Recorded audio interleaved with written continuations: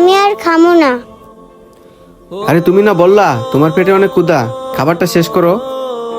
Sir, যতটুকু খাইছি ততটুকুই আমার পেট ভরে গেছে, বাকি খাবারটুকু বাসায় নিয়ে যাই। স্যার, আমার বাসায় না বাবা 2 দিন ধরে না খাইয়া রয়েছে। কি বলো, 2 দিন না খাই আছে মানে? হ্যাঁ স্যার, আমার বাবা অনেক অসুস্থ, কয়দিন ধরে বিছানা থেকে উঠতেই পারে না। তাই তো আমি নিজেই খাবারের সন্ধানে বের হয়েছি। ও আচ্ছা, বুঝতে পারলাম। তোমার বাবা বাসায় না খায় রইছে, তার জন্য তুমি ওই ভাতগুলা বাসায় নিয়ে যাইতে চাইতেছো?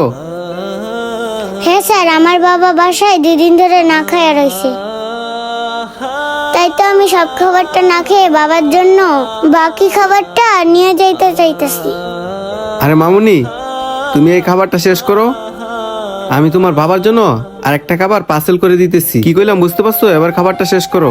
আচ্ছা ঠিক আছে স্যার, তাহলে আমি এই খাবারটা শেষ করতেছি। আচ্ছা ঠিক আছে। এ ভাই, আমাকে আরেকটা খাবার মুরগি দিয়ে পার্সেল দিও তো।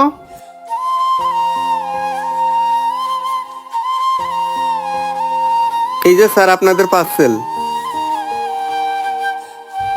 আচ্ছা, তোমার নাম কি? তোমার নাম তো এখনো শুনলাম না। স্যার, আমার নাম মারিয়া জাহান মিষ্টি। অনেক সুন্দর নাম তো তোমার।